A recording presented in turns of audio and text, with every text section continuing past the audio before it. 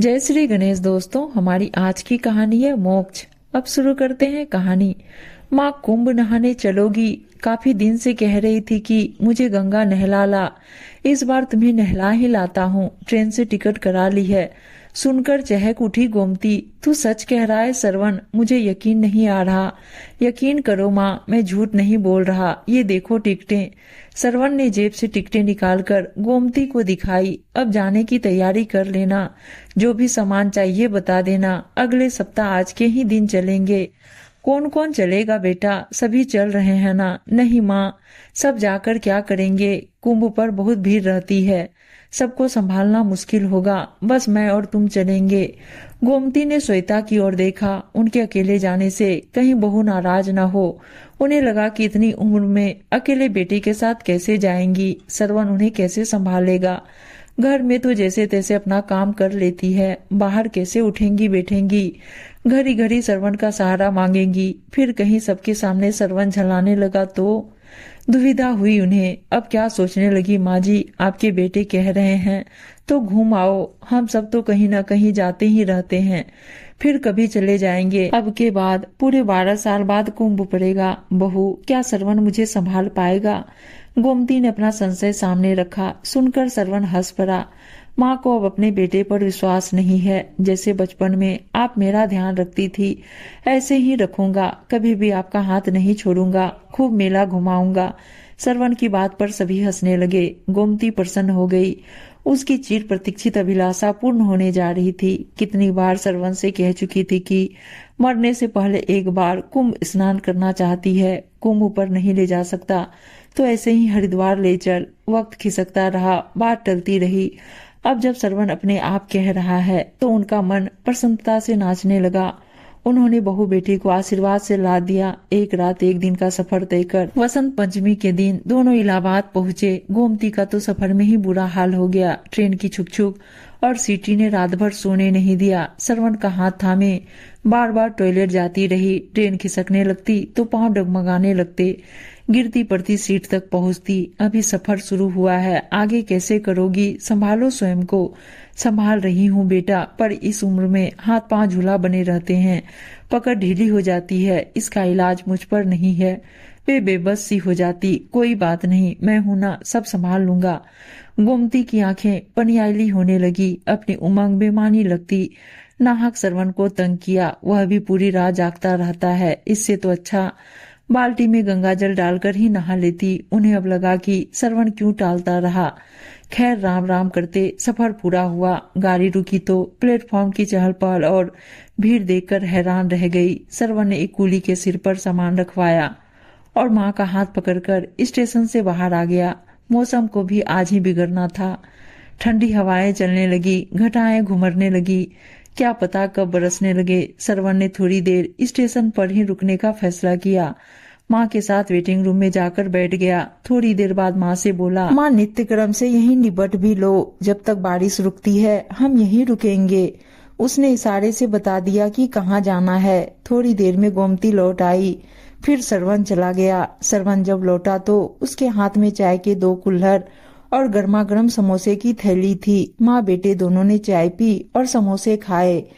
थोड़ा आराम मिला तो गोमती की आंखें झपकने लगी। पूरी रात आंखों में कटी थी। वहीं सोफे की टेक लेकर आंखें मूंद ली। करीब घंटे भर बरसकर बादल थमे। बादलों की ओर से सूरज झांकने लगा। वर्षा के कारण स्टेशन पर भीड़ बढ़ गई थी। अब छटने लगी। सरवण ने भी एक ऑटो रिक्शा पकड़ गंगा घाट तक जाने का मन बनाया। रिक्शे ने मेला क्षेत्र शुरू होते ही उन्हें उतार दिया। करीब 1 किलोमीटर चलकर गंगा घाट तक पहुंचे। गिरते पड़ते बड़ी मुश्किल से एक डेरे में स्थान मिला। दोनों ने चादर बिछाकर अपना सामान जमाया और नहाने चले गए। गोमती ने अपने जीवन में इतनी भीड़ नहीं देखी थी। कहीं लाउड स्पीकर का शोर, कहीं भजन गाती और गंगा मैया की जय जयकार करती टोलियां, कहीं साधु संतों के प्रवचन, कहीं रामायण पाठ, खिलौने वाले, झूले वाले, पूरी कचौरी, चाट व मिठाई की दुकानें, धार्मिक किताबें, तस्वीरें, मालाएं, सिंदूर की दुकानें, हर जाति धर्म के लोग देख देख कर वे चकित थी। लगता था कि वे किसी दूसरे लोक में आ गई हैं। वे सरवण का हाथ कसकर थामे थी। रास्ता बनाता सरवण उन्हें किनारे तक ले आया। यहाँ भी खूब भीड़ और धक्कम पेल थी। सरवण ने हाथ पकड़कर माँ को स्नान कराया, फिर स्वयं किया। गोमती ने फूल बतासे गंगा में चढ़ाए। जाने कब से मन में बसी साध पूरी हुई थी। हर सा तिरेक में आंसू निकल पड़े। हाथ जोड़कर प्रार्थना की, गंगा मैया, सरवण सा बेटा हर माँ को देना। आज उसी के कारण तुम्हारे दर्शन कर सकी हूँ। गोमती ने एक बोतल में गंगा जल भरा। चलते चलते गंगा को प्रणाम किया। पता नहीं दोबारा देख भी पाऊंगी या नहीं। सरवण ने गोमती को मेला घुमाया, खूब खिलाया पिलाया। थक गई हूँ, अब नहीं चला जाता सरवण। गोमती के कहने पर सरवण उन्हें डेरे पर ले आया। माँ तुम आराम करो, मैं घूम कर अभी आया, थोड़े रुपये अपने पास रख लो। उसने रुपये माँ को थमाए। मैं रुपयों का क्या करूंगी, तू है मेरे पास, फिर 100-200 रुपये मेरे पास हैं। गोमती ने मना किया। वक्त काम आएंगे। तुम्हारा ही कुछ लेने का मन हो या कहीं मेले में मेरी जेब ही कट जाए तो। सरवण के समझाने पर गोमती ने रुपये रख लिए। उन्हें ध्यान आया कि ऐसे मेलों में चोर उचक्के खूब घूमते हैं, लोगों को बेवकूफ बनाकर हाथ की सफाई दिखाकर खूब ठगते हैं। सरवण चला गया और गोमती थैला सिर के नीचे लगा बिछी चादर पर लेट गई। उनका मन आनंदित था। सरवण ने खूब ध्यान रखा है। लेटे लेटे आंख झपक गई। जब खुली तो देखा कि सूरज अस्तांचल को जा रहा है। सरवण अभी लौटा नहीं है। उन्हें चिंता हो आई। अनजान जगह, अजनबी लोग, सरवण के बारे में किससे पूछूं। अपना थैला टटोल कर देखा, सब कुछ यथास्थान सुरक्षित था। कुछ रुपये एक रुमाल में बांधकर थैले में डाल लाई थी। सोचा था पता नहीं विदेश में कहाँ जरूरत पड़ जाए। वे डेरे से बाहर आकर इधर उधर देखने लगी। आदमियों का रेला एक तरफ तेजी से भागता आ रहा था। वे कुछ समझ पाती कि चीख पुकार मचने लगी। पता लगा कि मेले में हाथी बिगड़ जाने से भगदड़ मच गई है। काफी लोग भगदड़ में गिरकर कुचलने से मर गए हैं।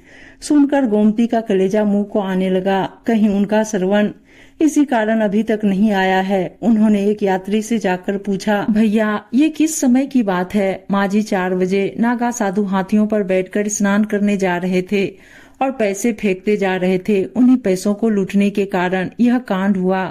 जो जख्मी है उन्हें अस्पताल पहुंचाया जा रहा है और जो मर गए हैं उन्हें सरकारी गाड़ी से वहां से हटाया जा रहा है। आपका भी कोई है? भैया मेरा बेटा 2 बजे घूमने निकला था, अभी तक नहीं लौटा। उसकी कोई फोटो है माँ जी? फोटो तो नहीं है, अब क्या करूं? गोमती रोने लगी। माँ जी आप रो मत, देखो सामने पुलिस चौकी है, वहीं जाकर पता कर लो। गोमती ने चादर समेट थैले में रखी और पुलिस चौकी पर पहुंचकर रोने लगी। लाउड स्पीकर से कई बार अनाउंस कराया गया। फिर एक सहृदय सिपाही अपनी मोटरसाइकिल पर बिठाकर गोमती को वहां ले गया जहां मृतकों को इकट्ठा किया गया था। 1-2 अस्थायी बने अस्पतालों में भी ले गया जहां जख्मी पड़े लोग कराह रहे थे। डॉक्टर उनकी मरहम पट्टी में जुटे थे। सरवण का वहां कहीं भी पता न था। तभी गोमती को ध्यान आया कि आखिर गोमती को क्या याद आया? सरवण कहाँ चला गया? अब गोमती अकेले कैसे क्या करेगी? सुनना चाहते हैं पूरी कहानी तो कमेंट जरूर कीजिएगा। अंतिम भाग। उम्मीद है दोस्तों कहानी अच्छी लगी होगी और अच्छी अच्छी कहानियां सुनने के लिए चैनल को सब्सक्राइब और वीडियो को लाइक शेयर जरूर कर दीजिएगा। धन्यवाद दोस्तों।